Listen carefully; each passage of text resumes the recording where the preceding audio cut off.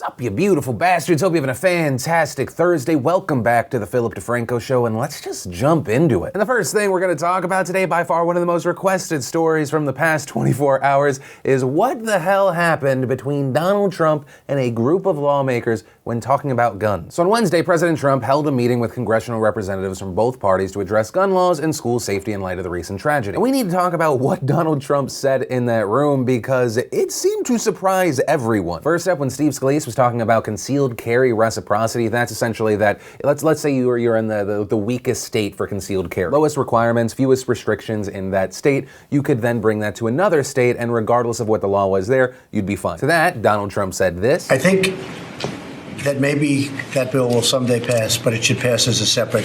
If you're going to put concealed carry between states into this bill, we're talking about a whole new ballgame. And, you know, I'm with you, but let it be a separate bill.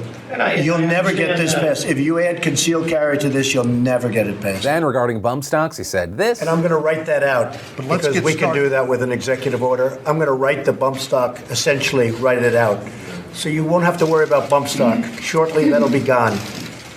We can focus on other things. Frankly, I don't even know if it would be good in this bill. It's nicer to have a separate piece of paper where it's gone, and we'll have that done pretty quickly. They're working on it right now. Then, despite the NRA and Republican pushback, Donald Trump once again mentioned the age requirement. Somebody can buy a handgun at 21. Right. Now, this is not a popular thing to say in terms of the NRA, but I'm saying it anyway. I'm going to just have to say it. But you can't buy, I mean, think of it. You can buy a handgun. You can't buy one. You have to wait till you're 21. But you can buy the kind of weapon used in the school shooting at 18. I think it's something you have to think about. Would you sign that? So, I'll tell you what, I'm going to give it a lot of consideration, and I'm the one bringing it up, and a lot of people don't even want to bring it up because they're afraid to bring it up. He then, on several occasions, said how other politicians were afraid of the NRA, but he wasn't. And they do have great power, I agree with that. They have great power over you people. They have less power over me. I don't need it. What do I need? So I was just curious as to what you did in your bill. You don't address it? We didn't address it, Mr. President. Look, I think you know why? Because you're afraid of the NRA. Right? Now, regarding the senator that Donald Trump singled out, Pat Toomey, we've seen two different reports there. According to Politico, Pat Toomey has received over $167,000 from the gun lobby in the past. But as a spokesperson for Pat Toomey told Fox News, Senator Toomey has not received a dime from the NRA since joining the Senate. And from what we could find, that actually does appear to be true. It looks like the NRA has not contributed to Pat Toomey since 2010. We also saw Donald Trump tell Senator Feinstein he's more than happy to look at her assault weapons ban. I would be most honored if you would take a look at it.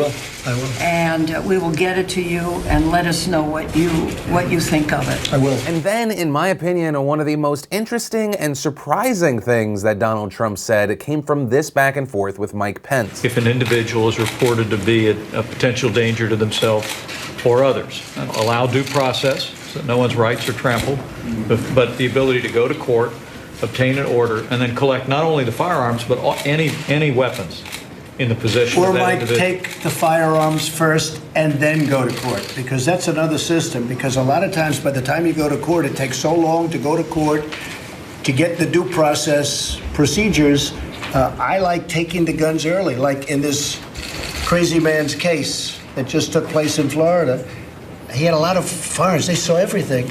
To go to court would have taken a long time. So you could do exactly what you're saying, but take the guns first, go through due process second. Okay, I just want you to imagine if 4 years ago Barack Obama said that same fucking sentence. Take the guns first, due process second. So yesterday we talked about the possibility of red flag laws. What Donald Trump just mentioned here is the most extreme version of a red flag law. And I say the most extreme because even right now, most Democrats wouldn't argue to do that. They would say, like Vice President Mike Pence said, you know, when people say there's a warning, they can go do a court order, they can go through the process, then take those guns or keep that person from buying guns. And just in general, I'm at a loss for words. I didn't expect Trump to say something like that. I don't know if Trump expected to say something like that. Now, following that meeting and President Trump's statements, I think most people are at a point where they go, Do we believe what he just said? I mean, one, it appears that there are a good number of people that feel that Donald Trump kind of just repeats what the last person told him is a good idea. Republican Senator Ben Sasse releasing a statement saying, strong leaders don't automatically agree with the last thing that was said to them. We have the Second Amendment and due process of law for a reason. We're not ditching any constitutional protections simply because the last person the president talked to today doesn't like them. And the thing is, to me, whether I agree with Ben Sasse's politics or not,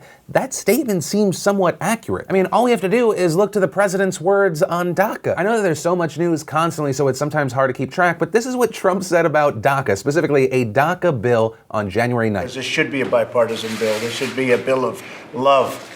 Truly, it should be a bill of love, and we can do that.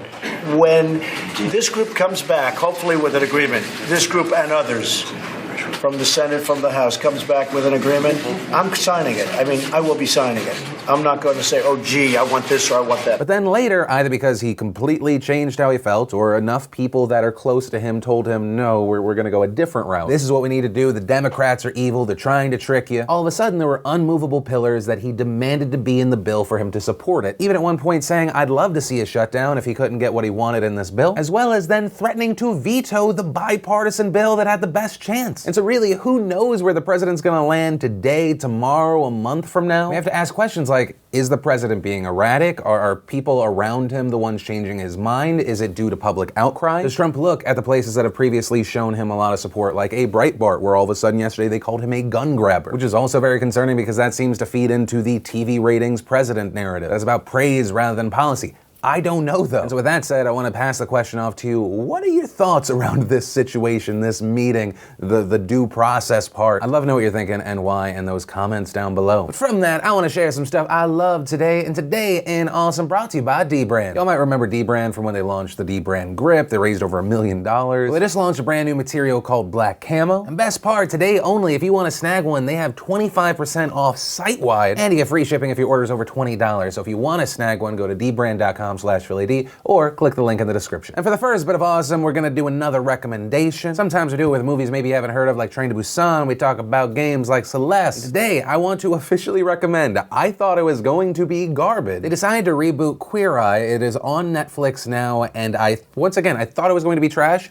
I watched it. It's great. It's great feel-good television. Of course, every piece of content's not for everyone, so I just say, give it the first episode and then let me know what you think. And we got a video from Casually Explained on critical thinking. We had Chadwick Boseman surprising Black Panther fans. Not that he needs the views, but we got a great film theory. The B-movie lied to you. We had Ty Burrell on Hot Ones. And if you're interested in an entertaining video on string theory, that channel that I mispronounced 7 out of 10 times put out a video on. And if you'd like to see the full versions of everything I just shared, the secret link of the day, anything at all, links as always are in the description down below. Then in how is it possible for this company to suck any more than they already do news, Equifax announced today that in addition to the 145.5 million social security numbers and other bits of very personal information that was stolen from them, there were also now reportedly an additional 2.4 million other Americans affected. And this wasn't a new breach, it was from that same 2017 breach. But they're just letting you know about it now. Now the good news is that if you were a part of this 2.4 million, we're not talking social security numbers with this one, but things like partial driver's license. So I guess just a random reminder that Equifax actually sucked even more, but still will somehow continue to be a successful business. Then for those of you wondering how John Kelly, the White House Chief of Staff, currently feels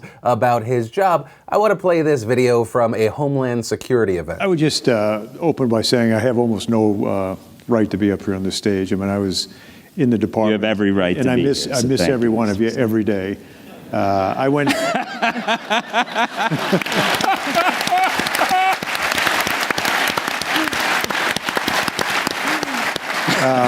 Truly, at 6 months, the last thing I wanted to do was walk away from one of the great honors of my life, being the Secretary of Homeland Security.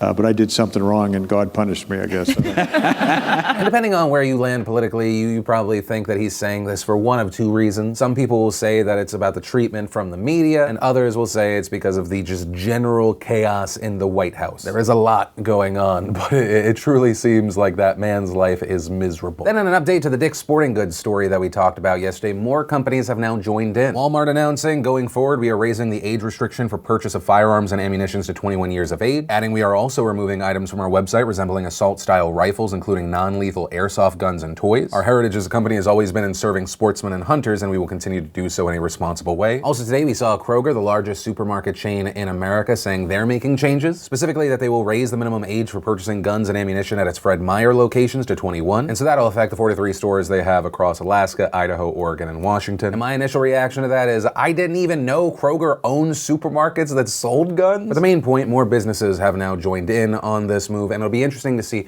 one, how those companies are affected, and two, if any others join or resist, and also how vocal they are about it. Then, in a quickie story that I'm just gonna throw in here because I've been messaged several times about it, and I want it to go away. And this really pertains to something we've said in the past, where a creator cannot control what their fans do. There's a family vlogger by the name of Anna Saccone Jolie. She tweeted out this picture with the caption, "Learning to love your body is a beautiful thing. Mine has given me 3 gorgeous children and is currently home to my 4th. More pics in my eating disorder story over on my blog." And if you go there, it's exactly what she says it is. Well, in response to that, another Twitter user responded, "You know how beautiful your body looks? I'm mad at you now. My daughter who has wider hips and a butt looks up to you and now has to see this. How dare you? I hope you got the confidence you needed to let little teens down. Personally, I have a body that looks 10 times better than you, but I don't throw it in my little 14-year-old's face." And the reason I'm mentioning this is in that person's bio, it reads, "Only rejoined Twitter so I could vote for Philly D to win the Streamies again this year. Sorry for the spam." And so I'm quickly mentioning this story for 2 reasons. 1, you can never control what your fans do, and 2, to ask this person to unfollow me and remove my name from their description. Mommy vloggers in particular are constantly under attack from everyone. I also find it disgusting that you're attacking another woman for doing with her body as she wants. And as far as your daughter having to see these easily PG-13 photos,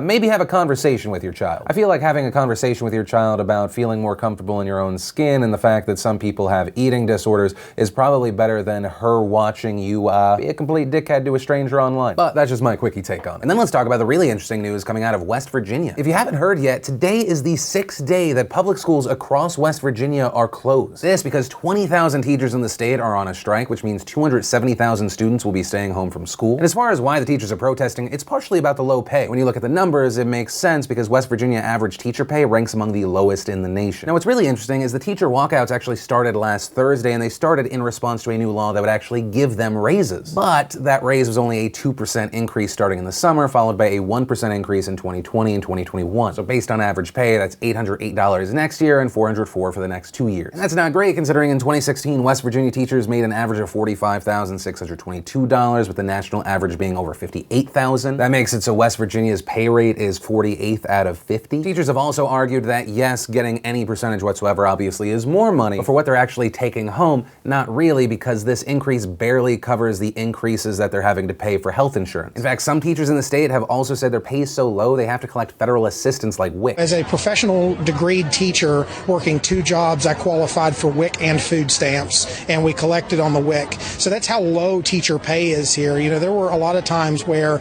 we had to choose between groceries and, health coverage for my family. So this isn't just an issue of a bunch of people squabbling over a little bit of insurance benefits or a little bit of pay. We are really in a bad place here. Now, as far as the government response we've seen Virginia Governor Jim Justice holding 3 town halls in northern West Virginia. But during those discussions with teachers, Governor Justice pushed back on the teachers demanding for higher wages, telling teachers that it would be unlikely for them to see a bigger raise than the currently approved plan because the state just doesn't have the money. Speaking at a high school Monday, Justice said, quote, "I would tell you that if you look at the numbers and you were me, and I look at them all the time, doing any more than what has been done with your pay raise today, you're not going to like this, but it would not be the smart thing to do. It would absolutely be, from a financial standpoint, a very, very, very dumb move." Governor Justice did say, however, if the state was able to fix its economic troubles, teachers would get a raise. So just in general, things not looking fantastic for the teachers there. But we did see some positives. Governor Justice also promised to establish a task force within the next 7 to 10 days to address the teachers' concerns. So that was something. We also saw the Public Employees Insurance Agency, which actually administers the healthcare programs for the teachers, also agreed to freeze health insurance premiums and rates. This for the next fiscal year for state workers, which means in the short term, teachers won't have to pay more for insurance. Also, Justice says he plans to look into a natural gas tax that could help fund the Public Employees Insurance Agency. There are also 2 bills currently in West Virginia's state Senate that could help with high insurance costs. One would transfer $29 million from the state's rainy day fund to freeze insurance insurance rates, and the other would make it so that 20% of future general fund surpluses would go towards a separate fund, and specifically that fund would be aimed to stabilizing the employee's insurance. And following all of this Tuesday night, it looked like the strike might actually come to an end. A deal was made, union leaders for the teachers, Governor Justice made a deal which proposed giving teachers a 5% raise, and that deal, which is now a bill, is going through the legislature. After that announcement, some news outlets even said that the strike was over. But, as you know, because we're talking about it today, it isn't. This strike is reportedly continuing because this deal doesn't address the other issues the teachers have, specifically their health care and the Public Employees Insurance Agency. The teachers are also arguing that all of the proposed solutions are temporary and they want something long-term, and so the strike continued. Yesterday we saw teachers continuing to protest by rallying outside the state legislative chambers. But of course, it's important to point out that not everyone is behind this strike. Some are arguing that the teacher strike is negatively affecting children across the state, especially children who are underprivileged and actually rely on the schools for food. Now, some local news outlets have reported that schools handed out food to students last Wednesday ahead of the strike. One food bank reportedly filled 700 backpacks full of food for students last week. But an important thing to note there is that was just one place, 700 backpacks. We're talking about over 270,000 kids. Also, to handle the situation, we've seen makeshift childcare centers pop up, set up at churches, community centers. The state's Attorney General Patrick Morrisey has even called the strike illegal, saying in a statement this week, "Our teachers and school service personnel are among the state's best and brightest, and I wholeheartedly support their cries for higher salaries and affordable health care. However, a work stoppage of any length on any ground is illegal. This illegal work stoppage affects hundreds of thousands of students and families across our state. Our office is prepared to support any relevant state agency or board with legal remedies that may choose to pursue to uphold the law. We also stand ready to assist and support any county board of education or county superintendent as they enforce the law." Now, so far, there hasn't been any legal action pursued against the teachers, but as the strike continues, as time goes on, we may see that change. And for now, we're gonna have to wait and see how long the teachers hold out, what West Virginia lawmakers do in response. And so I want to pass the question off to you. What are your thoughts on this specific situation? Do you support the teachers striking, or no, it's hurting the state, it's hurting the children and all these families? Also, what's your opinion on the state potentially cracking down on these teachers that are striking? I'd really love to know what you think and why in those comments down below. And that's where I'm going to end today's show. And remember, if you liked this video, you like what I'm trying to do on this channel, hit that like button. If you're new here, hit that subscribe button. That way you make sure you don't miss these daily weekday videos, which actually, if you did miss yesterday's show, you want to catch up, click or tap right there to watch that. Or if you need something lighter, we have the newest behind the scenes vlog, click or tap right there to watch that. But that said, of course, as always, my name's Philip DeFranco. You've just been filled in. I love yo faces, and I'll see you tomorrow.